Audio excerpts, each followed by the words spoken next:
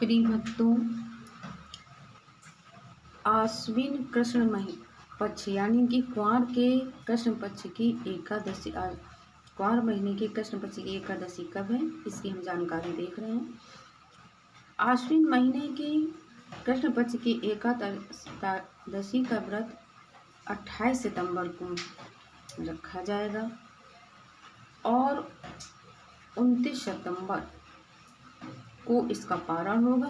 29 सितंबर को 6:13 से सुबह 29 सितंबर को सुबह 6:13 से 8:36 के बीच में इस व्रत का पारण किया जाएगा और व्रत रखा जाएगा 28 सितंबर यानी दिन शनिवार को।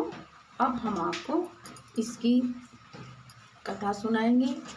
और जैसे कि आश्विन महीने की कृष्ण पक्ष की एकादशी जो होती है वो इंद्र एकादशी कहलाती है और उसके पहले हमें एकादशी व्रत की कथा समान जो हर समय की जाती है हर पक्ष में उसकी कथा सुनाते हैं। फिर इंद्र एकादशी की एकादशी व्रत कथा।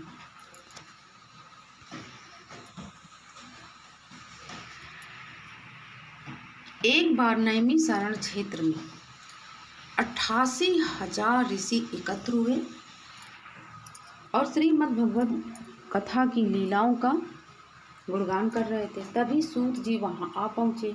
वे उन सौनक आदि ऋषियों से बोले, हे ऋषियों, पुरुषोत्तम भगवान श्री विष्णु को एकादशी का व्रत सबसे प्रिय है। वे इस व्रत को करने वाले व्यक्ति पर प्रसन्न होकर उसकी सारी मनोकामनाएं पूर्ण करते हैं। ऋषियों ने पूछा, आप कृपा करके हमें इस एकादशी के व्रत के विषय में बताइए। और श्री सूत जी से बोले, हे ऋषिवर, मैं आप लोगों के सम्मुख में कथा कहता हूँ जो योगीराज श्री कृष्ण ने स्वयं अपने मुख से पांडुपुत्र अर्जुन से ये कथा सुनाई थी। एक दिन अर्जुन जी ने श्री कृष्ण से पूछा, हे सखे, प्राणी संसार में ज्ञान व अज्ञान के वशीभूत होकर अनेक पाप करता है, अतः आप कोई ऐसा उपाय बताइए जिससे प्राणी के सारे पाप नष्ट हो जाएं। श्री कृष्ण बोले, हे पार्थ, पापी के सारे पापों को नष्ट करने की क्षमता भगवान श्री का हरि का स्मरण करने में है, लेकिन प्राणी उनके श्री चरणों में भक्ति पूर्वक चित्त नहीं लगा पाता है। अतः प्राणी को भगवान को इतनी एकादशी का व्रत करना चाहिए। शुक्ल पक्ष और कृष्ण पक्ष की एकादशी में कोई भेद नहीं करना चाहिए, दोनों एकादशियों के व्रत करने चाहिए। एकादशी का व्रत करने से जीव के समस्त पाप नष्ट हो जाते हैं और उसकी मनोकामनाएं पूरी होती हैं और वह वैकुंठ लोक को पाता है। एकादशी भगवान श्री हरि की प्रिय आदि शक्ति है। तुम इसकी पुरातन कथा सुनो। सतयुग में मुर नामक एक भयानक दैत्य था। उसने इंद्र को जीत लिया। तब इंद्र ने भगवान शंकर से प्रार्थना की कि हे प्रभु, हम सब देवता मुर नामक दैत्य के अत्याचारों से पीड़ित होकर मृत्यु लोक से बुरा जीवन जी रहे हैं। आप इस दुख से छुटकारा पाने का कोई उपाय बताइए। तब शंकर जी ने कहा, देवराज इंद्र, आप भगवान विष्णु के पास जाइए, वे ही आपकी मदद कर सकते हैं। इंद्र अन्य देवताओं के साथ क्षीरसागर में पहुँचे और जहाँ पर भगवान विष्णु शेषशैया पर शयन कर रहे थे, भगवान को सोते हुए देखकर इंद्र ने उनकी स्तुति की। हे देवताओं के देव, आपको नमस्कार है। हे दैत्य संहारक मधुसूदन, आप हमारी रक्षा करें। दैत्यों से भयभीत होकर हम सभी देव आपकी शरण में आए हैं। आप संसार के कारक और कर्ता हैं, आप सर्वव्यापी हैं, आप शरणागत की रक्षा करने वाले हो, आप हमारी रक्षा कीजिए। इंद्र की एक करुण पुकार सुनकर विष्णु भगवान बोले, हे देवराज, वह कौन सा दैत्य है जिसने तुम्हें जीत लिया है? तब इंद्र बोला, हे भगवान, प्राचीन काल में नाड़ी जंग नाम का दैत्य था, उसका पुत्र ही दैत्य मुर है। उसकी राजधानी चंद्रावती है।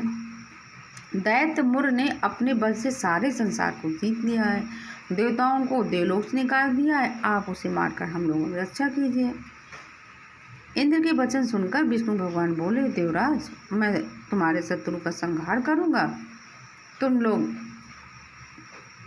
चंद्रावती नगरी पहुँचो। ऐसा कहकर भगवान विष्णु उन देवताओं के पीछे चंद्रावती नगरी पहुँच गए। वहां पर मुर अनेक दैत्यों के साथ युद्ध भूमि में गरज रहा था। युद्ध प्रारंभ होने पर असंख्य दानव विविध अस्त्र शस्त्रों को धारण कर देवताओं से युद्ध करने लगे। भगवान विष्णु ने सुदर्शन चक्र से उनके शस्त्रों को काट डाला। इस युद्ध में अनेकों दानव मारे गए। दैत्यराज मुर भगवान विष्णु के साथ युद्ध करता रहा। मुर को मारने के लिए भगवान विष्णु जिस भी शस्त्र का प्रयोग करते उसके तेज से नष्ट होकर उस पर फूलों के समान गिरने लगता। अनेक शस्त्रों के प्रयोग करने पर भी जब भगवान विष्णु उसे न जीत पाए तो उससे मल्लयुद्ध करने लगे। 1000 वर्ष तक मल्लयुद्ध हुआ भगवान विष्णु और मुर दैत्य का। अंत में भगवान युद्ध करते करते थक गए और विश्राम की इच्छा से भगवान विष्णु बद्री का आश्रम चले गए। वहां पर 48 कोस लंबी एक द्वार वाली हेमवती गुफा में शयन करने के लिए घुसे। ये देखकर दैत्य भी उनके पीछे गुफा में चला आया और उन्हें शयन करता हुआ मारने के लिए उद्यत हुआ। और उसने सोचा कि आज मैं दैत्यों के चिर शत्रु को मारकर सदैव के लिए निष्कंटक हो जाऊंगा। किंतु उसी समय भगवान श्री हरि के शरीर से एक दिव्य कन्या प्रकट हुई। वो कन्या अति सुंदरी थी और दिव्य अस्त्र शस्त्र धारण करने लगी और वह मुर दैत्य से युद्ध करने लगी। मुर भी उससे युद्ध करने लगा। कुछ ही समय में उस कन्या ने उसका रथ भी तोड़ डाला। वह दैत्य उस कन्या पर आक्रमण करने के लिए दौड़ा। कन्या ने मुक्के के प्यार से उसको जमीन पर गिरा दिया। वह फिर गिरकर उठकर उस पर कन्या आक्रमण करने के लिए दौड़ा तो कन्या ने मुर नामक दैत्य का संहार कर दिया। इस प्रकार उसके यमलोक चले जाने पर उसके बच्चे साथी भयभीत होकर पातालोक भाग गए।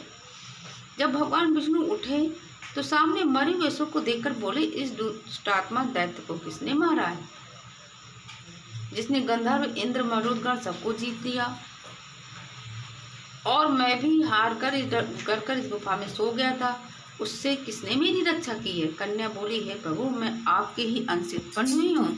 आपको सोया देखकर ये दैत्य आपको मारने के लिए उद्यत हो गया था, इसलिए मैंने इस दुष्ट दैत्य को मार दिया और देवताओं को भी निर्भय कर दिया।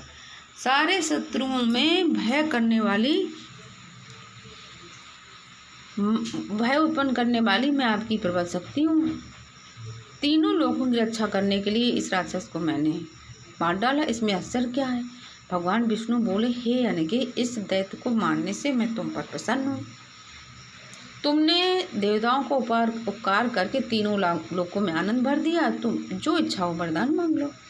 कन्या बोली, हे भगवान, यदि आप मुझ पर प्रसन्न हैं तो मुझे वर देना चाहते हैं तो मुझे वर दीजिए कि आज के दिन जो कोई उपवास करे तो मैं उस व्रती को तारने में समर्थ हूँ। इस उपवास के पुण्य का आधा पुण्य रात्रि में भोजन करने वालों को, उसका भी आधा पुण्य सायंकाल भोजन करने वालों को और उसका भी आधा पुण्य दिन में एक बार भोजन करने वालों को प्राप्त हो। जो जितेंद्रिय होकर आज के दिन भक्ति पूर्वक उपवास करे सो आपके धाम वैकुंठ को जाए और सैकड़ों कल्प तक निवास कर अनेक सुख भोगे। जो भी व्यक्ति आज के दिन उपवास करे या सायंकाल भोजन करे उसे मोक्ष मिले। भगवान विष्णु बोले, तथास्तु। मेरी परम शक्ति तुम एकादशी तिथि को उत्पन्न हुई हो, इस कारण तुम्हारा नाम भी एकादशी होगा। एकादशी को उपवास करने वाले व्यक्ति के सारे पापों को नष्ट करके मैं उसे अक्षय स्वर्ग दूंगा। तृतीया, अष्टमी, नवमी, एकादशी, चतुर्दशी ये तिथियां मुझे विशेष प्रिय हैं। इनमें भी एकादशी का व्रत सब दान और सब तीर्थों से अधिक फल देने वाला है। उससे ये वर देकर भगवान अंतर्ध्यान हो गए। एकादशी भी वर पाकर परम संतुष्ट और हर्षित हुई। एकादशी व्रत का महत्व। एकादशी व्रत को नियमानुसार व्रत करने वाले मनुष्य को अनंत धन की प्राप्ति होती है। व्रती मनुष्य को महान पुण्य की प्राप्ति होती है। अश्वमेध यज्ञ से भी 100 गुना ये फल व्रत करने को मिलता है। इसमें ब्राह्मणों को भोजन करने वालों को 10 गुना पूर्ण फल की प्राप्ति मिलती है। निर्जला व्रत करने का आधा फल एक समय भोजन करने वाले को मिलता है। एकादशी व्रत करने पर यज्ञ, दान, तप के फल मिलते हैं। ये थी जैसे कि कोई भी एकादशी कथा कहेंगे तो इसको कथा को पहले कहा जाएगा। अब हम इसके बाद क्वार मास की आश्विन महीने की कृष्ण पक्ष की एकादशी यानी इंदिरा एकादशी की कथा सुनाने जा रहे हैं। इंदिरा एकादशी, आश्विन कृष्ण एकादशी को इंदिरा एकादशी कहते हैं। ये व्रत लक्ष्मी जी का व्रत है। इसमें इसके प्रधान भगवान श्री लक्ष्मी नारायण जी हैं। इसमें भगवान लक्ष्मी नारायण जी की पूजा होती है। इस दिन से एक दिन पूर्व अर्थात दशमी को व्रत रखकर अपने पुत्रों का श्राद्ध करें, एक समय भोजन करें। एकादशी के दिन निराहार व्रत करें, यानी कि अन्न नहीं खाना है। भगवान शालिग्राम का पूजन करें। इस व्रत को करने से पितरों का उद्धार होता है और वे सभी बंधनों से मुक्त होकर के सबको प्राप्त करते हैं। इस दिन तिल व गुड़ का सागार लेना चाहिए। ये थी इंदिरा एकादशी व्रत कथा और उसको व्रत करने की विधि। प्रिय भक्तों, जय श्री राधे। एकादशी की कथा संपूर्ण हुई। जय श्री राधे कृष्णा, जय लक्ष्मी नारायण भगवान की जय हो।